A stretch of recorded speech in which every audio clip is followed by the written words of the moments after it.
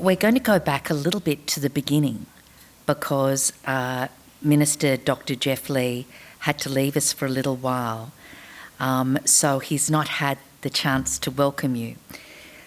Dr Lee is a member of the Legislative Assembly, the member for Parramatta, Minister for Skills and Tertiary Education and Minister for Sport, Multiculturalism, Seniors and Veterans, and a member of the Liberal Party. And I'd like you to join me in welcoming Minister Lee to the lectern. Can I start off by acknowledging the traditional owners of the land, elders past, present and emerging, and recognise theirs is the oldest living culture in the world.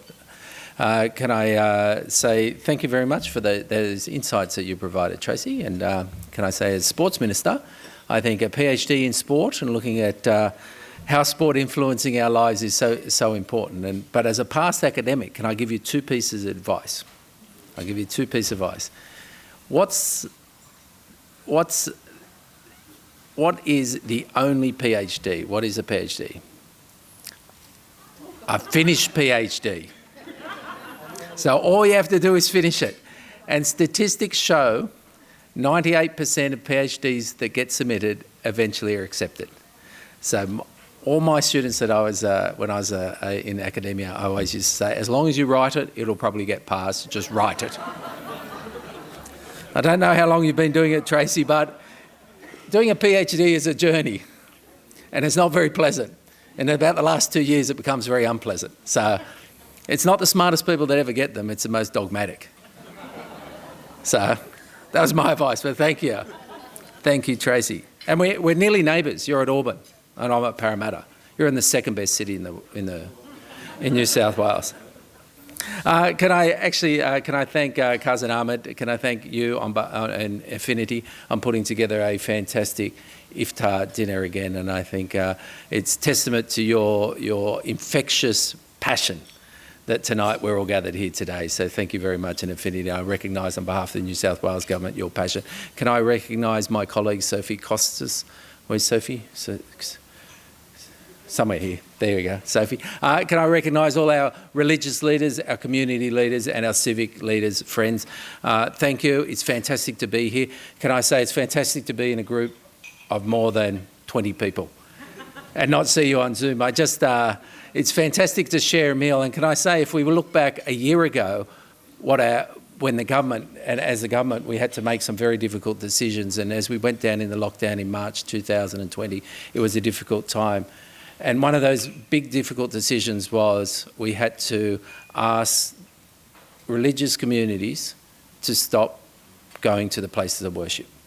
We had to ask the Muslim community that traditionally, the way we traditionally celebrate the holy month of Ramadan, when we can't have iftars in person, when we're limited in scope about going to the mosque, or any place that we worship were changed. And it is so fantastic to see everybody and be able to hear tonight. And can I say on behalf of the New South Wales Government, can I thank everybody in the room, because I always say government can make up any rules it wants to, and we often do, good, bad and indifferent. We try and make them good.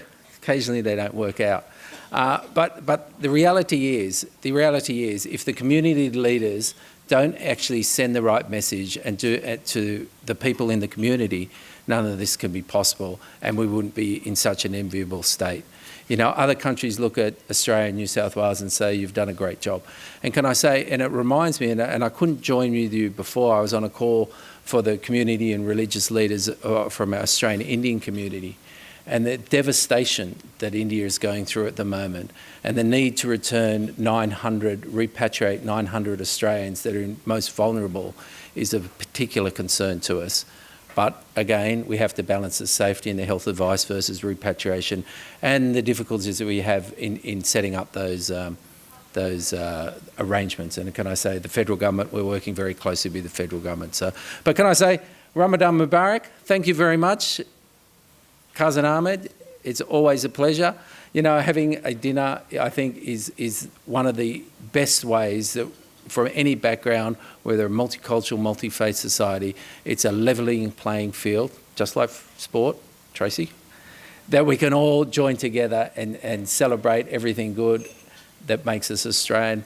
Ramadan is a particularly important time, a time that we self-sacrifice, doing good for others, providing charity for others. I hope you can all do that, and I'm sure we've all done that this month. I think it ends on the weekend? Next week? Next week. It's time for a diet after next weekend, so can I say Ramadan Mubarak. I hope you all enjoy your time today. Thank you very much.